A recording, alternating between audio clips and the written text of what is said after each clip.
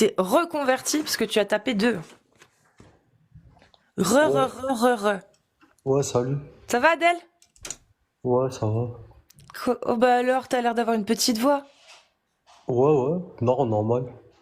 Alors, dis-moi Euh, tout. ouais. Non, en fait, moi, je voulais juste revenir sur un point. Oui. Euh, je comprendrai jamais cette aptitude à faire des objections morales contre une religion quand toi, tu n'en as pas. Toi, t'es tombé chez Van Reich, toi? Non, pas du tout. J'ai pas besoin Machallah. de faire le café de qui que ce soit. C'est quoi la J'ai morale? la morale, c'est la notion du bien et du mal. Et ça, c'est que la religion qui l'admet. Tu vois? Oui, donc si s'il y a que la religion qui l'admet et que moi la religion j'en ai rien à faire, j'y crois pas. Du coup, ça s'appelle un argument circulaire. Donc la D'accord. morale, ça ne me parle pas. Donc du coup, alors Est-ce que pourquoi tu j'aurais crois, pas le droit de dire que ça, je trouve que c'est dégueulasse. Explique-moi, Adèle, pourquoi moi j'ai pas le droit. Non, c'est pas que t'as pas le droit. En fait, je vais t'expliquer. Étant donné Dis-moi. que toi, tu ne crois pas à une conception qui est indépendante de ton esprit, Hmm. donc du coup, à partir de quoi et sur quel biais tu peux confirmer qu'une chose est mal, étant donné que seul ton esprit, seule ta subjectivité compte dans tes prises de parole. Ouais. Tu vois. Tu crois? Bah ouais, bah si tu n'as D'accord. pas de morale D'accord, objective, Adèle, c'est bien d'avoir des esclaves? bah Regarde, est-ce que toi c'est dans bien ou l'absolu tu pas? peux dire que c'est mal? Est-ce que tu peux dire que Je te c'est mal? pose la question. Moi, oui, Bah j'affirme que oui, c'est oui, mal c'est d'avoir bien. des esclaves. Ou dans Ok. certains cas, oui.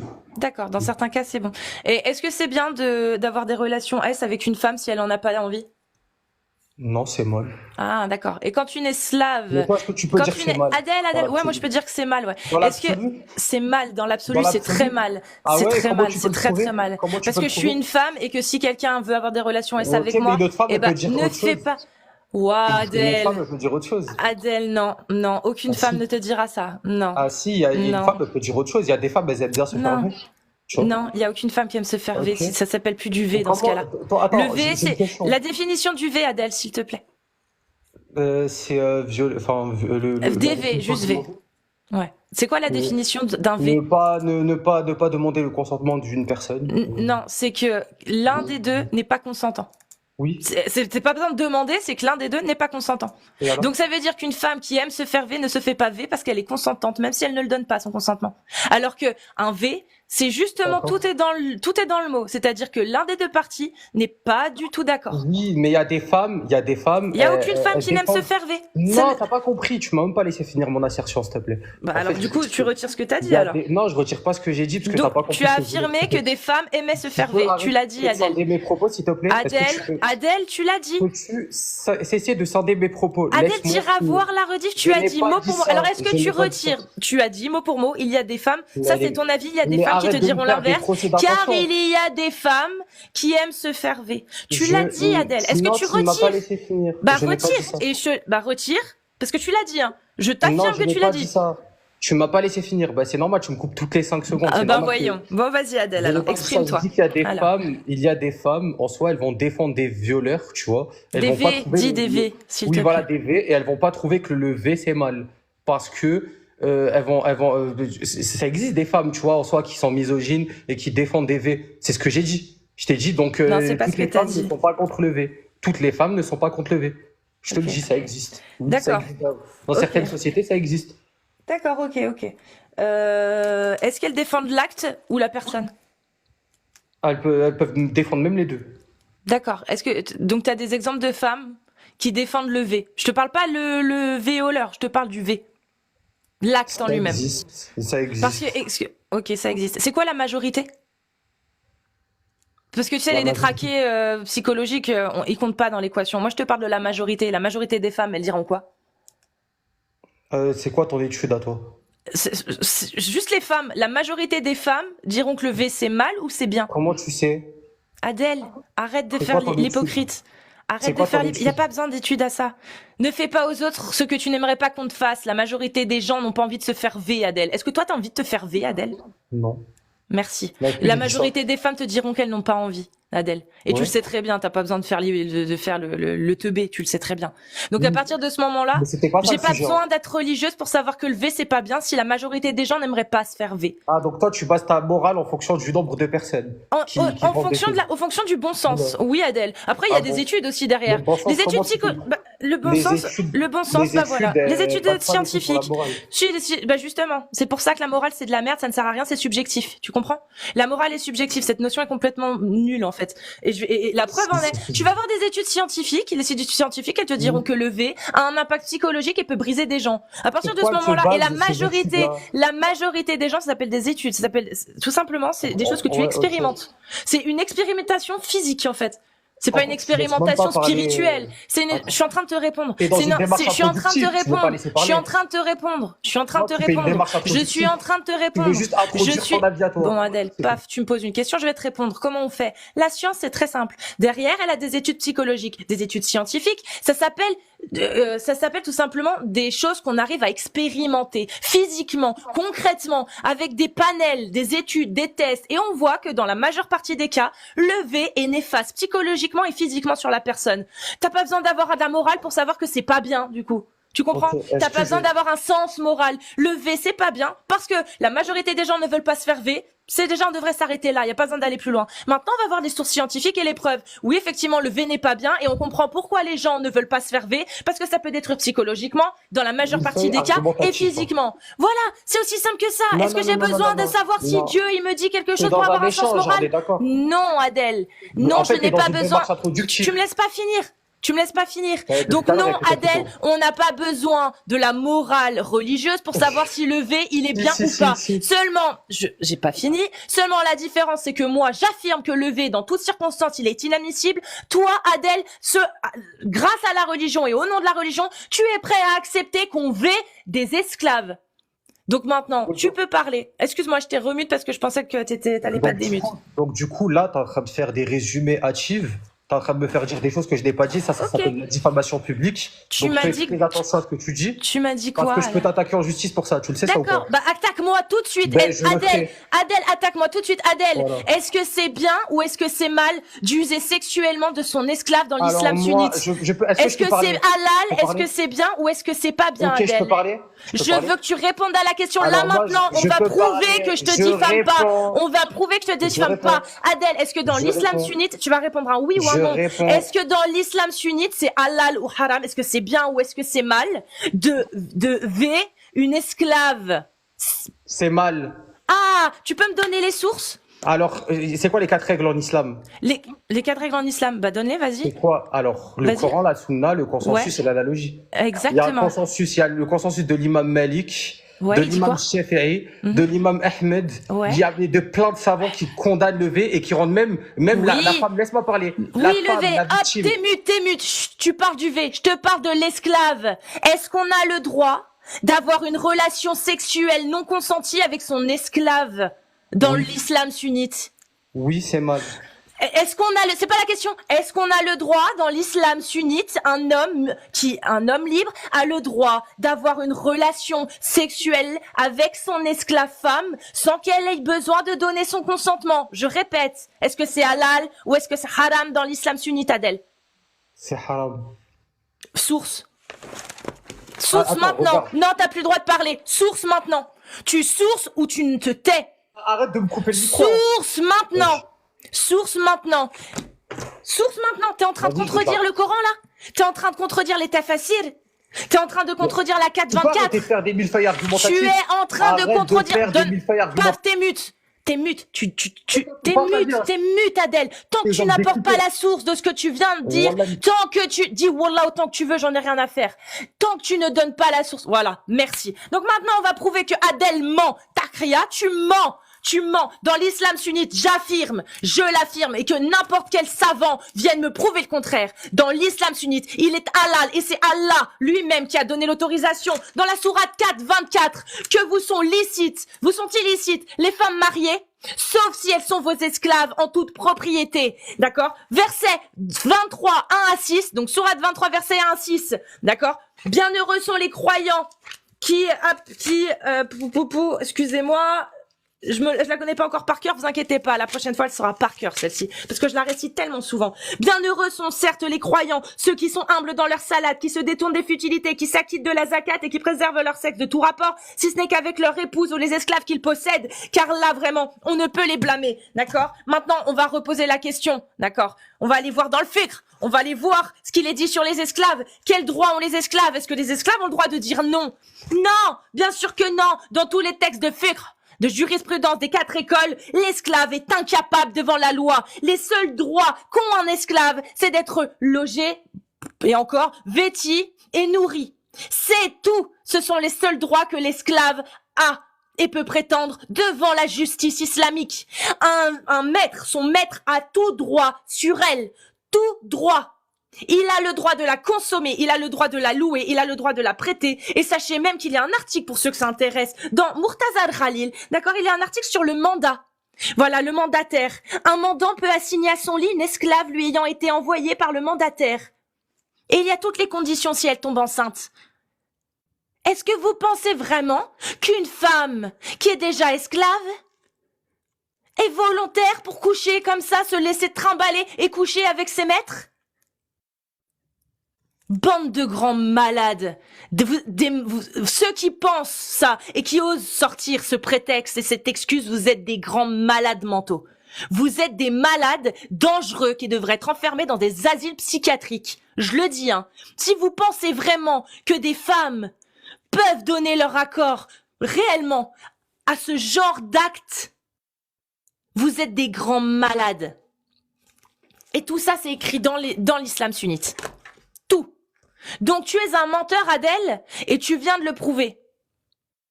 Tu n'as aucune source, tu sais très bien que c'est halal que tu peux, et tu n'as pas le droit de dire que tu es contre. Et tu le sais pourquoi. Tu le sais. Ça te tekfir dans l'islam sunnite. Tu le sais. Tu le sais, on en a déjà parlé. Et tu sais que tout ce que j'ai dit est vrai. Parce que si vous pensez qu'Adèle en est à son premier coup d'essai, je vous invite à aller voir toutes les vidéos d'Adèle sur ma chaîne. Je vais en faire une playlist de toutes tes vidéos où un coup t'es musulman, un coup t'es apostat, un coup t'es chrétien, un coup tu vas vers l'orthodoxie, un coup t'es apostat, tu reviens vers l'islam, tu redeviens... Et à chaque fois que tu pars de l'islam, tu condamnes tout ce que je viens de dire. Tu dis oui, tu as raison, c'est ce qui est marqué, c'est pour ça que j'ai quitté l'islam. Les 2 fois où t'es monté sur mon live, on a parlé de ces sujets. Les 2 fois. Donc, allez voir ce que Adèle en pense quand il n'est pas musulman. Et quand il est musulman, ce qu'il en pense. Vous verrez la différence et vous verrez ce que peut vous faire accepter la religion. Alors qu'à la base, vous trouvez ça inadmissible. Inadmissible. Tu es un menteur, Adèle. Et je t'ai connu moins menteur que ça. Pour le coup, c'est la première fois où tu mens. Et tu sais, je peux l'affirmer. Adèle, c'est la première fois que tu mens. Parce qu'Adèle, il avait une chose que j'aimais beaucoup chez lui, même quand il allait vers des délires d'orthodoxe, etc., ou de catholique, bref, j'aimais beaucoup parler avec lui parce qu'il était honnête. Il a toujours été honnête. Là, flagrant délit, et c'est pour ça que ça m'énerve, parce que là, t'as été pris en flagrant délit pour la première fois, Adèle, de mensonge. Et franchement, je suis sûre que ça va te marquer. Parce que tu sais que t'es pas un gars qui ment. Tu le sais. Et si t'as été obligé de mentir cette fois-ci, verset 23, alors sourate 23, verset 1 à 6, ok, sourate 23, 1, 6, sourate 4, verset 24, vous allez lire les tafsirs, tout est indiqué dans les tafsirs. Vous allez voir tout ce que je dis est dedans. Voilà. Donc, s'il y a un musulman sunnite qui veut venir parler des textes de l'islam sunnite, vous tapez 2, si vous les assumez, d'accord? Et les femmes, c'est 1.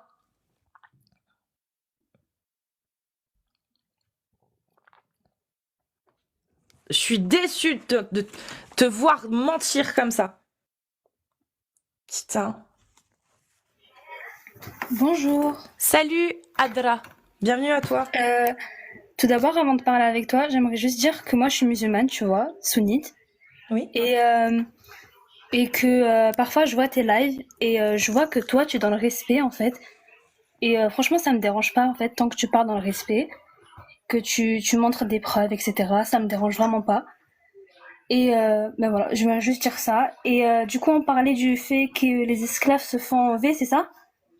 En l'occurrence, quand tu n'as pas le droit de donner ton accord ou pas, parce que en final tu appartiens à quelqu'un et que se mettre à l'autorisation d'avoir des relations S avec toi, est-ce qu'on peut pas appeler ça un V?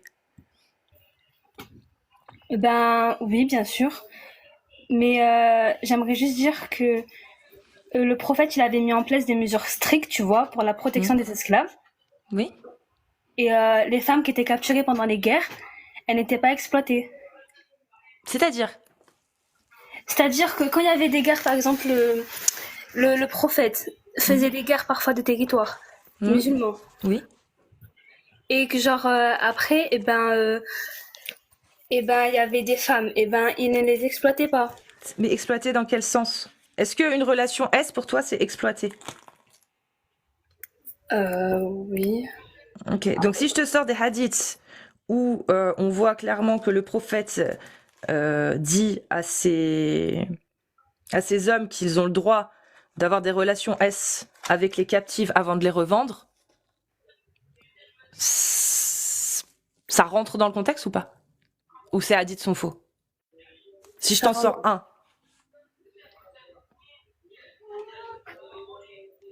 Par exemple, il y a le Muslim 1456A qui est un sahih. Je vais te le lire. Tu vas me dire ce que t'en penses. Ok.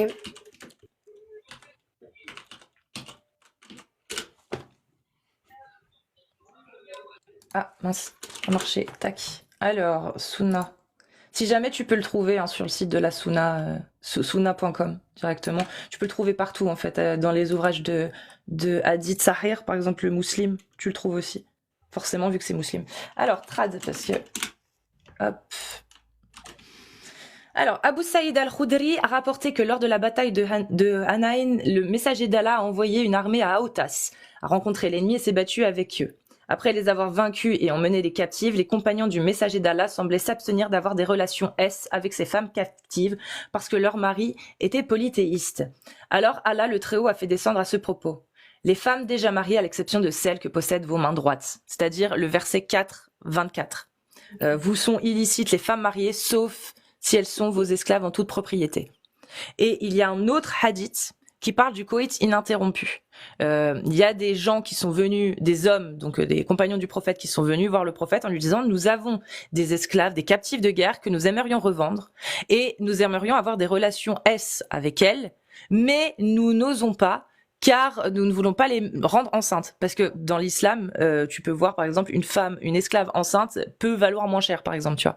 Donc ça pouvait baisser le prix. Donc il disait: est-ce qu'on a le droit d'avoir quand même des relations S avec elle, mais en interrompant le coït interrompu, donc en finissant à l'extérieur. Et là le prophète a dit: ce serait mieux que vous ne le fassiez pas, car c'est pas ce serait mieux que vous ne fassiez pas l'acte S. Non, il vaut mieux que vous ne fassiez pas le coït interrompu, car toute vie que Allah veut amener à la vie verra le jour quoi qu'il arrive. Donc en gros, vous devez finir à l'intérieur. Voilà. Si vous le faites, finissez à l'intérieur et c'est pas grave si elle perd de la valeur. Et ça, c'est dans un Sahih Bukhari. Je vais te le sortir après. Et quand tu vas dans les livres des Sahih Bukhari, c'est dans un chapitre qui parle de la revente de l'esclave. Donc c'est même pas, si tu veux, sur le fait d'être halal ou pas, d'avoir des relations S avec une esclave, parce que ça c'est déjà toléré en fait. On le sait que c'est halal. Là c'est vraiment pour savoir si on peut éviter de la mettre enceinte, ou est-ce que si on doit la mettre enceinte, elle finira enceinte et du coup il faut pas interrompre le coït. Et ça du coup c'est une règle. Il ne vaut mieux pas, quand tu as une relation S avec une captive, interrompre le coït. D'ailleurs, c'est interdit dans l'islam.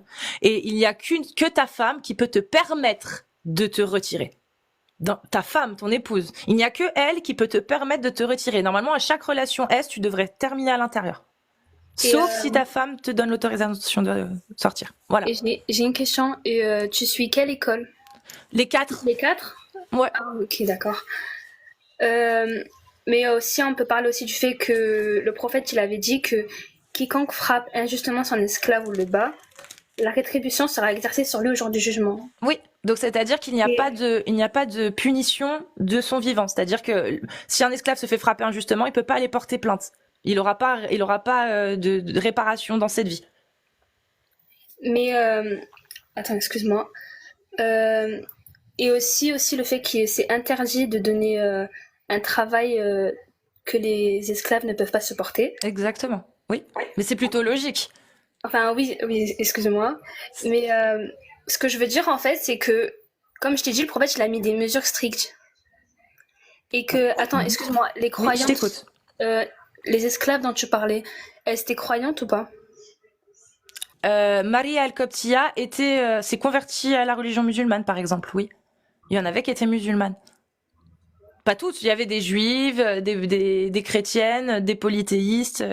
Et encore, les polythéistes, je suis même pas sûre, parce que je j'ai pas d'exemple. Mais en tout cas, chrétienne, juive, oui.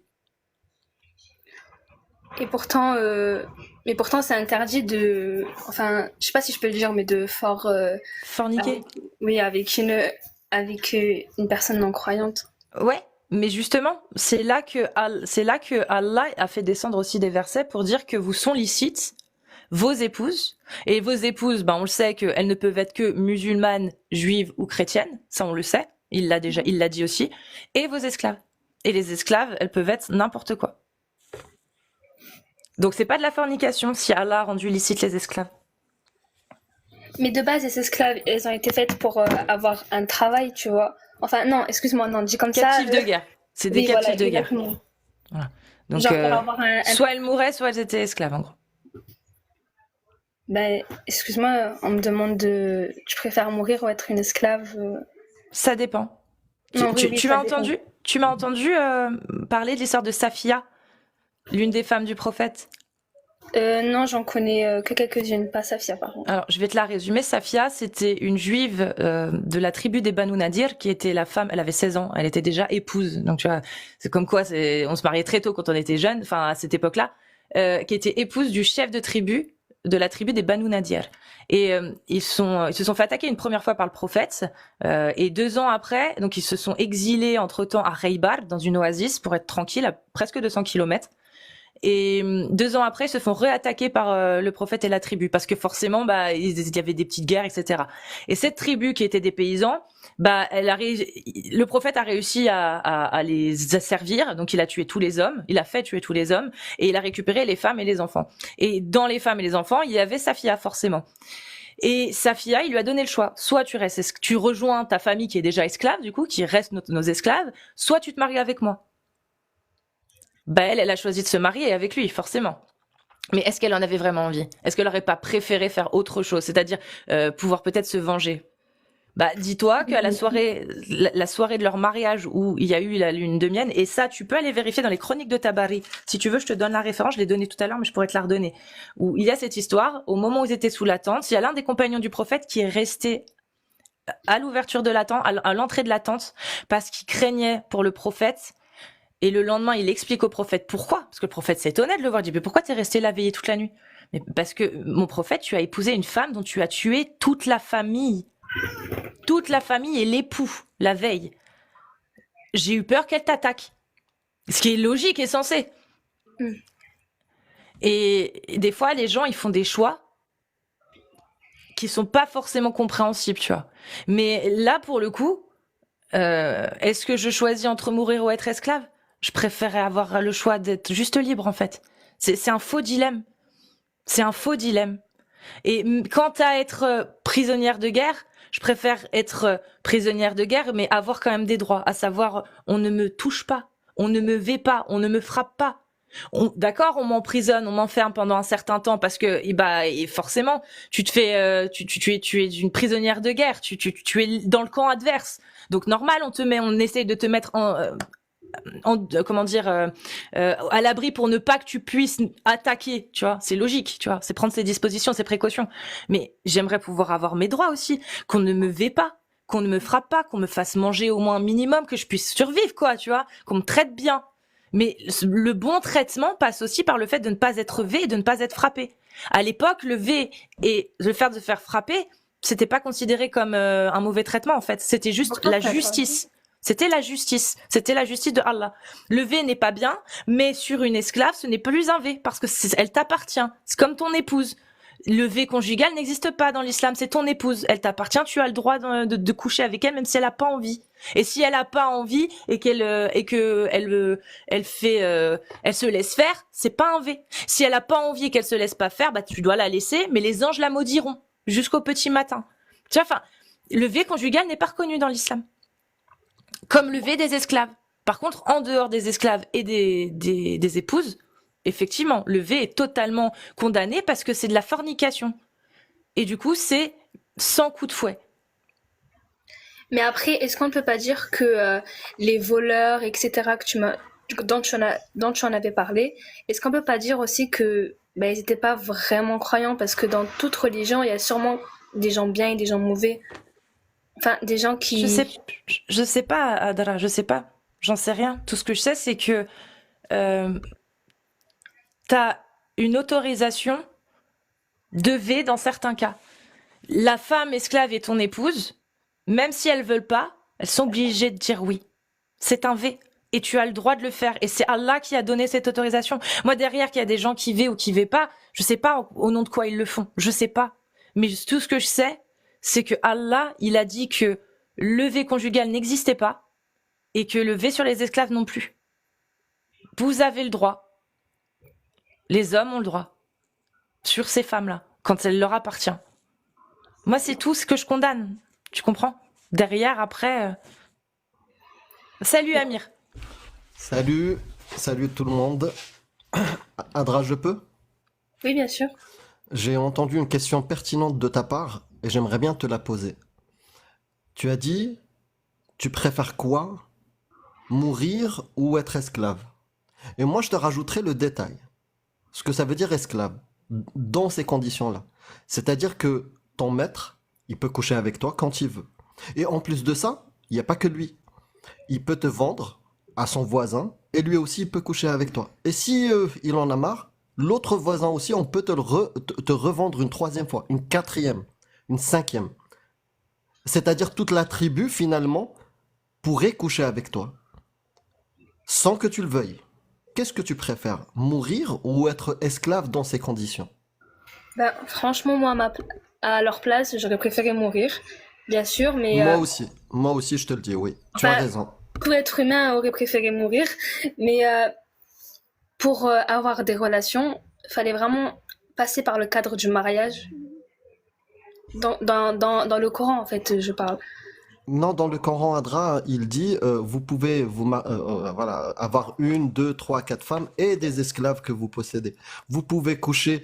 En fait, il est interdit de coucher avec les femmes mariées, sauf celles que vous possédez en tout. Que votre main droite possède. Voilà, que votre main droite possède. Voilà. Donc, et puis tu as la 23 aussi. Celle-ci, bien heureux sont les croyants qui font leurs zakats, etc. et qui se préservent de leur sexe de tout rapport, si ce n'est avec leurs épouses et les esclaves qu'ils possèdent, car là, vraiment, on ne peut les blâmer. Ça, c'est le 23, 1 à 6, si jamais ça intéresse. Et vraiment, moi aussi, un jour, j'ai découvert tous les livres de fiqh avec des chapitres comment gérer ton esclave, comment entretenir ton esclave. Est-ce que tu as le droit de coucher avec une esclave déjà mariée ou pas? Est-ce que tu as le droit de vendre une esclave sans son mari, la séparer de son mari, la séparer de ses enfants? Donc imagine la situation de cet esclave. Moi, j'ai pas envie. Je préfère, comme tu as dit, je préfère mourir, oui. Franchement... Mais franchement, je sais pas quoi dire. Enfin, vous avez raison sur cet aspect-là, bien sûr, que toute personne, que ce soit homme ou femme, qui est en face de cette situation, toute personne aimerait mourir. Mais on pourrait parler aussi... Il y avait un autre aspect. Tu as parlé d'esclaves. Est-ce qu'elles étaient musulmanes ou pas? Oui.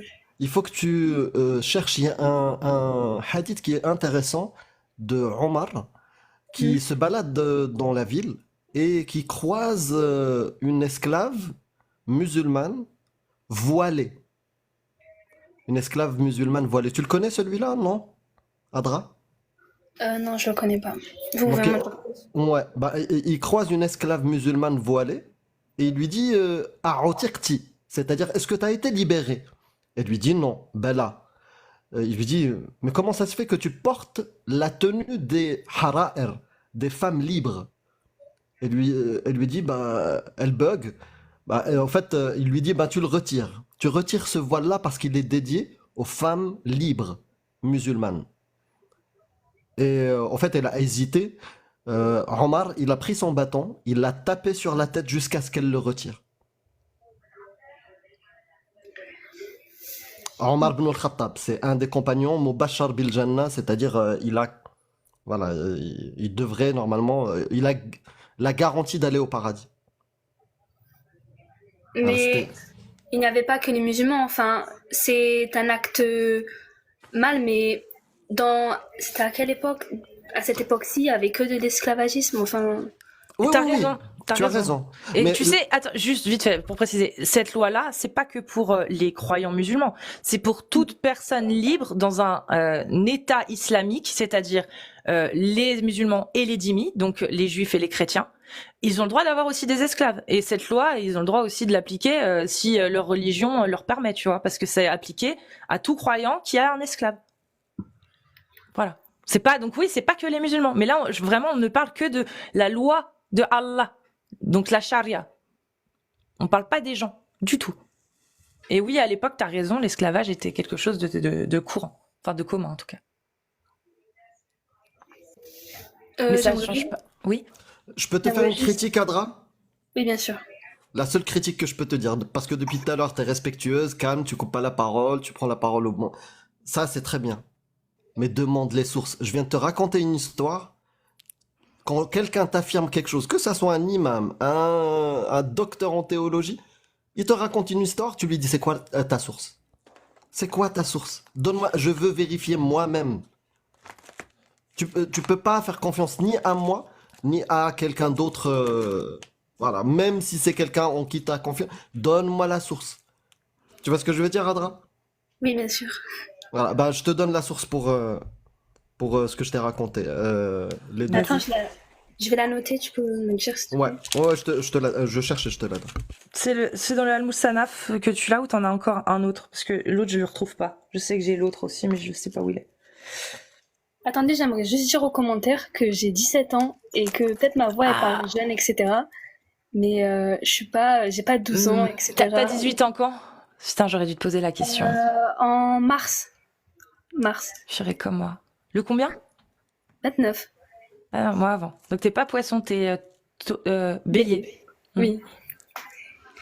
Ok. Donc, tu peux noter. ouais. Pour l'histoire de Omar, Bien sûr. tu peux noter. Tu peux écrire Sahih Ibn Abi Shayba 62,95.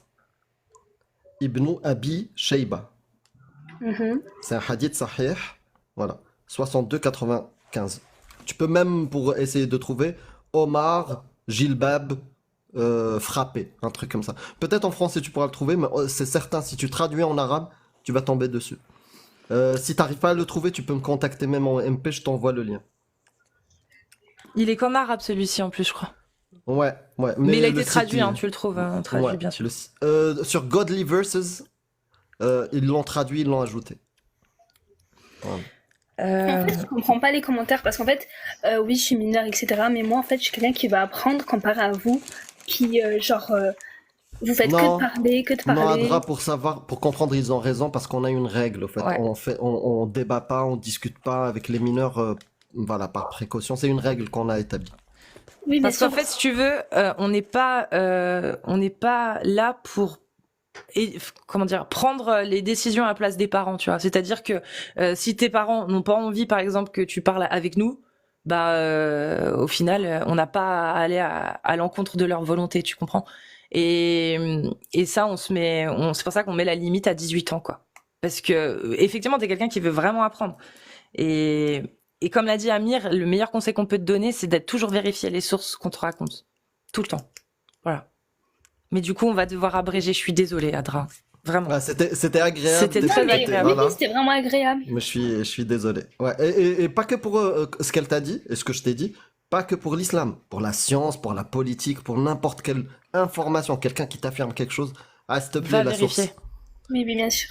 Ben, merci alors et continuez Ah, de votre rien. débat. Merci, Bah, bonne Adra. continuation et voilà. Et puis là, tu reviens en avril, 1er avril, tu reviens. Ouais. Ou le 30 mars. Tu es né quand? Le 9, moi. Le 9 mars? Ouais. Je suis Ben, je Poissy. reviendrai si possible. Oh là là là, t'as donné ta date de naissance. Tu sais qu'on peut te faire de sahur Mais avec les ta gars, date de naissance et ta les photo. gars, mais ils peuvent faire ce qu'ils veulent. Et sur Je tout mon plaisante, Twitch, je tous les plaisante. années, depuis 5 ans, 4 ans, 5 ans, je faisais mon anniversaire le 9 mars. Donc les gens le savent, en fait. C'est pas comme si... J'aimerais juste dire un truc avant de descendre. Juste un truc. Les musulmans, si vous êtes musulman, c'est que vous pouvez accepter les choix des autres, les opinions des autres. Et genre, n'essayez pas de pas voir les sources et de toujours dire c'est faux, c'est faux. Essayez de comprendre au moins. Et genre, voilà. Et j'ai la voix cassée, excusez-moi. Il y a pas de souci. Moi, je remarque juste une chose que moi, à ton âge, j'étais teubé. J'étais pas comme toi, je te le dis. Hein. En tout Ok, cas, merci bon. Adra pour cet échange. Ben, merci à vous, c'était intéressant. Et voilà. Merci, au revoir. Et vive Salut. Tupac. Ciao. Et dans quelques mois. Ouais, grave. Allez, ciao. Only God can judge me. All eyes on me. Enfin bon. Hop. Alors, n'hésitez pas à tapoter les amis et on repart sur... si vous êtes musulman sunnite et que vous voulez venir parler des textes de l'islam sunnite, vous tapez 2 ou 2, 2, 2, 2, bref. Et si vous êtes une femme, c'est 1, 1, 1, 1, 1, 1. Voilà.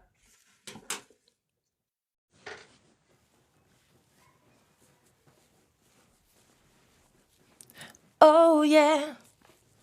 Oh yeah. Oh yeah. C'est qui danse comme ça?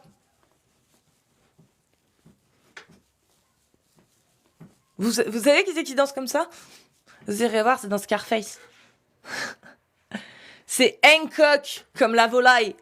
Ça fait volaille.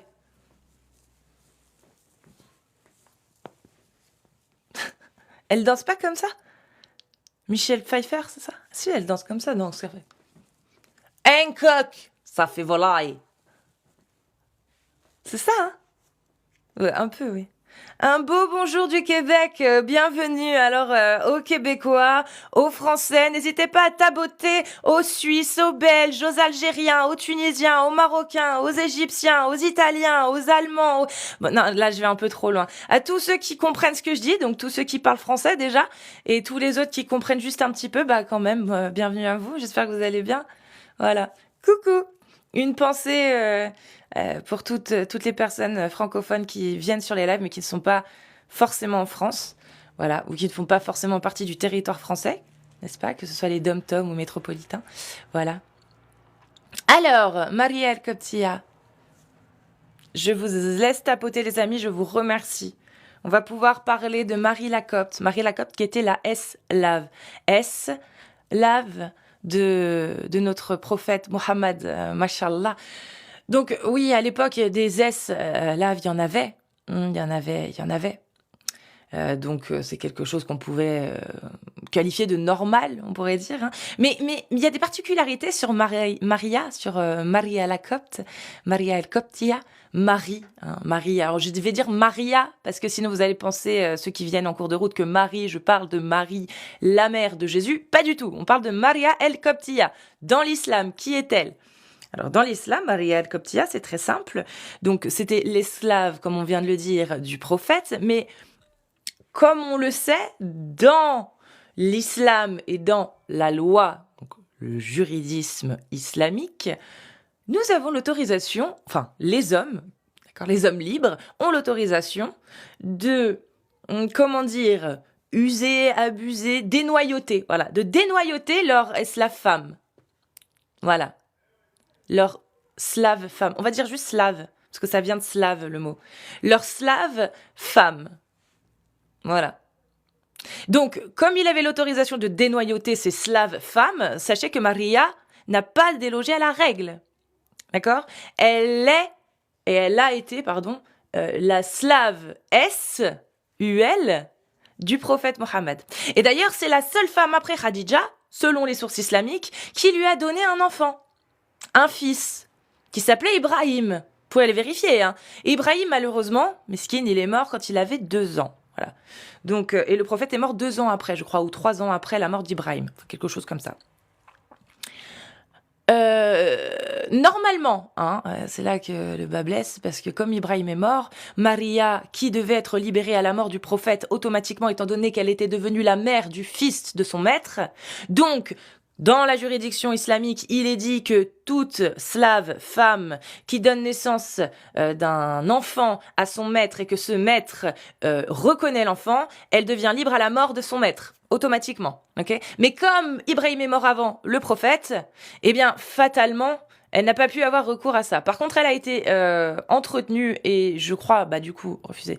Les sources sont pas très claires, libérée, mais surtout prise en charge par Oumar, d'accord, qui lui a donné une pension jusqu'à la fin de sa vie. C'est plutôt sympa, hein. Ouais, c'est sympa.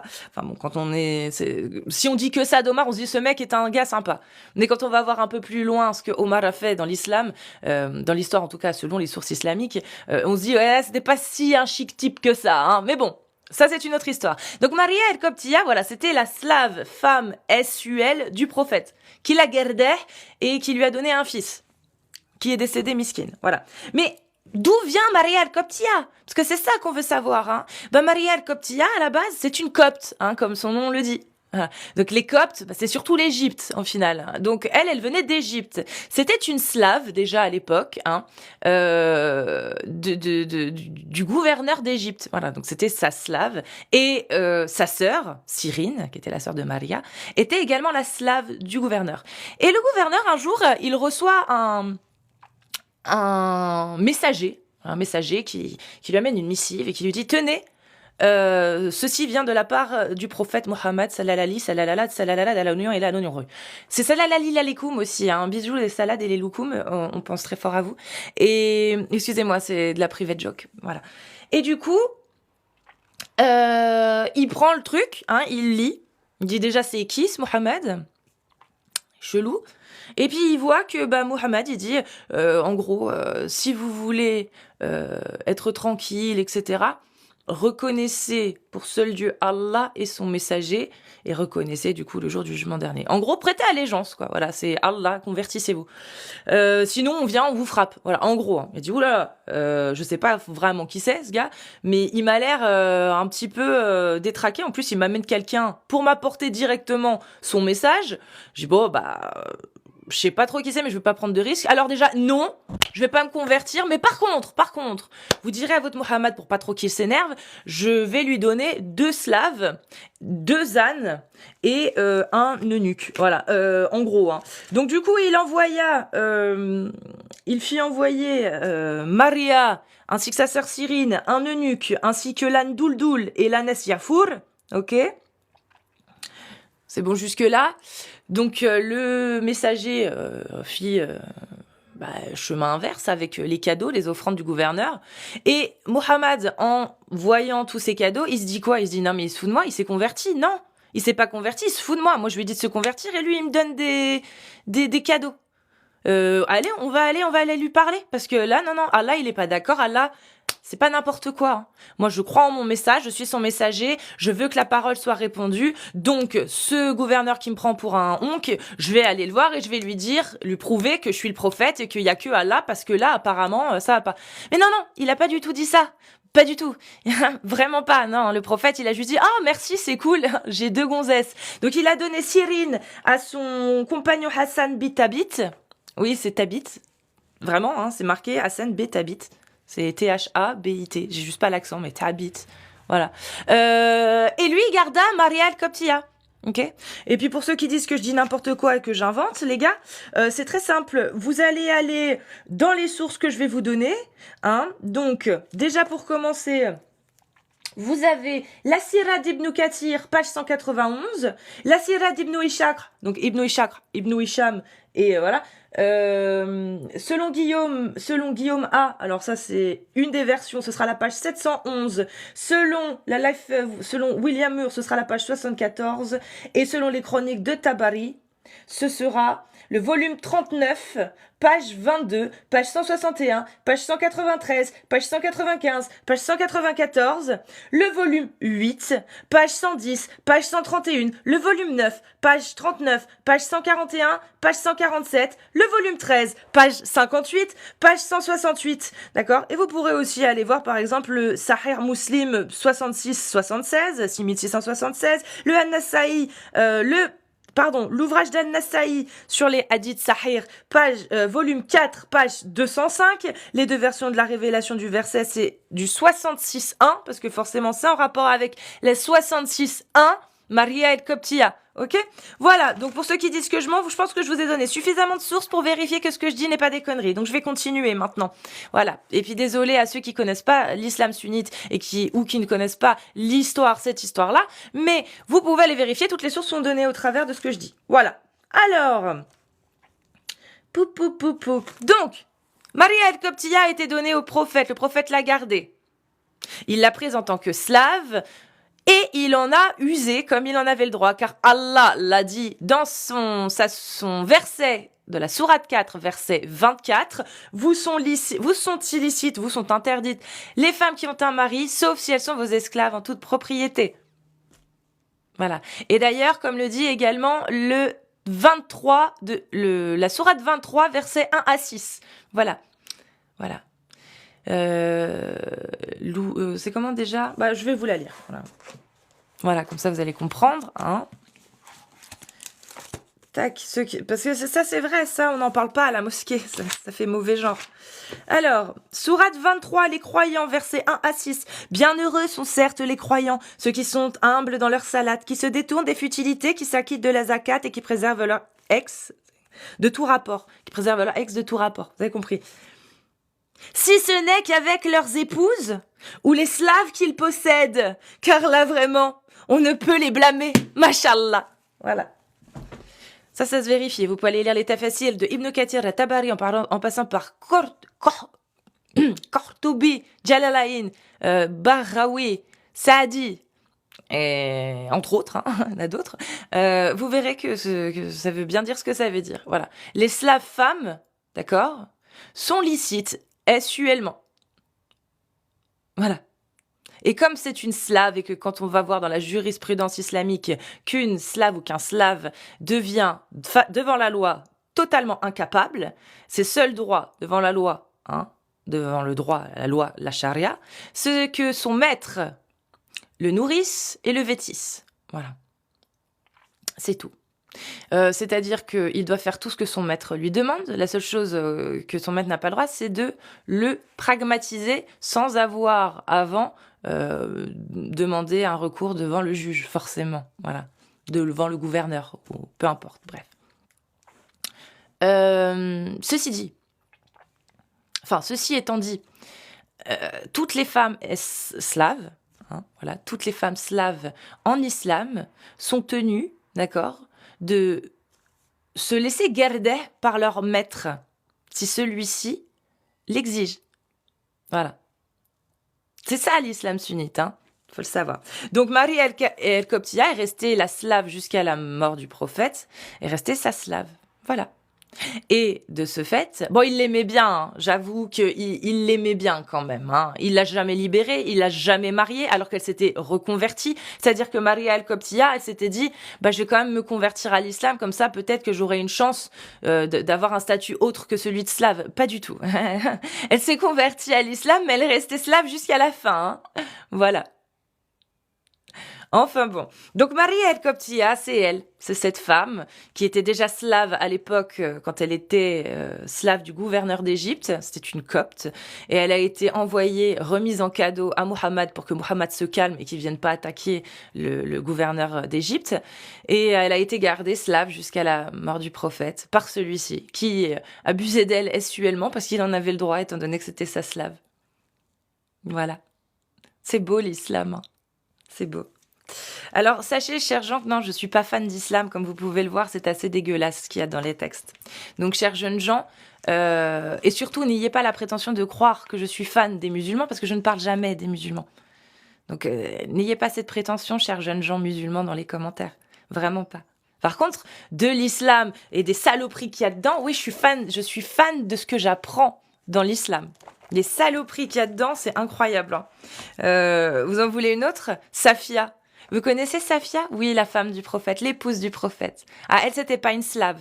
Elle aurait pu, si elle ne s'était pas convertie, en fait. Et encore même pas. Non, pardon, c'est pas elle qui s'est convertie, c'en est une autre encore. Non, elle aurait pu, si elle n'avait pas été juive. Il n'aurait pas pu l'épouser. Si elle n'avait pas été juive ou chrétienne, il n'aurait pas pu l'épouser, elle aurait dû se convertir. C'est pas elle, c'en est une autre encore. Parce qu'il y en a plein des histoires dégueulasses. Donc Safia, juive, d'accord, qui a été la rescapée et donc la captive de guerre du prophète d'une bataille qu'on appelle la bataille de Khaybar. Bravo. Vous saviez pas, je le sais. C'est pas grave. Je fais comme si vous le saviez. Khaybar. Et à cette bataille où le prophète et ses 1500 Sa'alik, j'expliquerai après qui ce sont, mais ce sont des bandits de haut chemin, hein, qui ont été virés de toutes leurs tribus. Bref, peu importe. Et ils ont suivi le prophète. Voilà. Que des gens bien, hein. Des assassins, des voleurs, ils ont tous suivi le prophète. Et ils sont allés attaquer Khaybar, n'est-ce pas, un village de Pékor, en fait, hein. C'était tous des agriculteurs à la base, hein. Ils vivaient de l'agriculture, c'était pas des guerriers, c'était des paysans. Voilà, des paysans qu'on avait un petit peu marre effectivement du prophète Mohammed qui les menaçait sans cesse et donc qui ont essayé de se protéger, et évidemment avec d'autres tribus. Mais bon, voilà, écoutez, quand on est des pécores, on fait pas le poids face à une bande de bandits, hein, qu'on appelle les Sa'alik et qui sont menés plus ou moins par le prophète Mohammed. Voilà. Donc il a fait tuer, fait pragmatiser la moitié de la tribu Khaybar. Il a gardé les femmes et les enfants. Et dans ces femmes qui étaient des captifs de guerre et qui sont devenues donc du coup slaves automatiquement, il a pris Safia, la fille du chef de clan. Enfin, l'épouse du chef de clan, mais fille de l'ancien grand chef de clan, je crois, ou un truc comme ça. Pas le chef de clan, mais un gars très, très gros. Et son chef de clan, actuellement, c'était son mari. Safia avait 16 ans. Son mari a été pragmatisé vu qu'il était chef de clan et que, voilà, il a été torturé avant. Hein. Il a été torturé pour savoir où se trouvait l'or. Voilà. Mais apparemment, il n'y avait pas d'or parce qu'ils n'ont rien trouvé. Et puis, voilà. Oui, ils l'ont tué quand même. Mais bon, peu importe. Et je vous laisse tapoter les amis, merci, on est bientôt à 100 000, on va pouvoir faire monter quelqu'un. Et Safia, elle a vu son père, son frère, son mari, toute sa tribu pragmatisée par le prophète. Et le prophète, il a pas fait quoi? Il l'a épousée. Voilà. Et on dit, mais machallah, elle l'a épousée. C'est que, non, elle a été juste très intelligente. Safia, elle s'est dit, au lieu de finir, parce qu'elle a eu le choix, hein, soit elle restait slave toute sa vie, voilà, soit elle se mariait avec le prophète. À votre avis, c'était quoi le mieux, hein?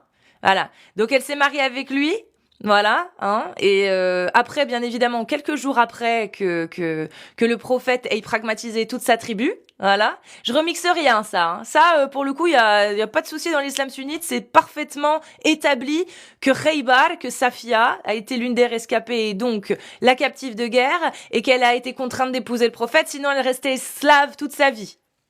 Voilà. Donc si ça c'est pas oui mais elle a eu le choix, oui elle a eu le choix entre la peste et la peste et je vais pas dire le choléra mais un tout petit peu moins que le choléra. Qu'est-ce qu'on pourrait dire, la syphilis. Voilà. Et encore à l'époque la syphilis ça se traitait pas. Voilà. Donc elle a eu le choix, elle a préféré la syphilis. Bon, écoute, c'est son choix. Ou plutôt elle a choisi d'éviter la syphilis parce qu'en tant que slave, elle aurait pu être échangée, etc. Alors que là, en tant qu'épouse du prophète, c'est bon, elle ne subira que les coups de rein d'un seul homme, à savoir le prophète. On a échappé belle. Donc voilà, elle a eu le choix entre ça et ça. Bon.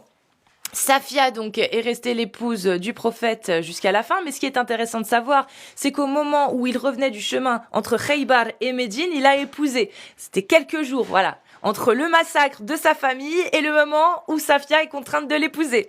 Et il faut savoir qu'ils sont restés 3 jours sur le chemin dans une tente pour le mariage, donc pour la consommation, d'accord ? Pendant ces jours-là, il y a l'un des compagnons du prophète qui a veillé le premier soir de la nuit de noces, là, le nikah, la consommation, qui a veillé toute la nuit à la porte de la tente du prophète. Quand le prophète est sorti, le matin, il dit « Mais qu'est-ce que tu fous là ? Hein ? Qu'est-ce que tu fous là ?» Et là, il lui dit « Mais, prophète, excusez-moi, mais je me suis inquiété pour vous. Vous partagez votre couche ce soir, vous avez partagé votre couche ce soir avec une femme dont vous avez massacré toute sa famille la veille. » Ok, donc ça veut dire que le compagnon, lui, il était conscient qu'il pouvait arriver quelque chose. Le prophète rigola et lui dit « Ah, tu auras ta place au paradis. » Un truc comme ça. Voilà. Ou que Allah te bénisse. Non, je rigole, il a pas dit ça, mais un truc dans le genre. Voilà, en rigolant. C'est-à-dire que même le prophète, il se rendait pas compte de la connerie qu'il avait fait. Effectivement, à la place de Safia, je pense que beaucoup de femmes auraient tenté de pragmatiser le prophète. Voilà. La source, il n'y a pas de souci, je vous donne toutes les sources, très chers amis. Parce que je suis convaincue que les sources que vous demandez, c'est pour aller les vérifier, n'est-ce pas? Et non pas pour essayer de me dire « Ah, elle n'a pas de source !» Parce que je les ai, les sources, malheureusement pour vous.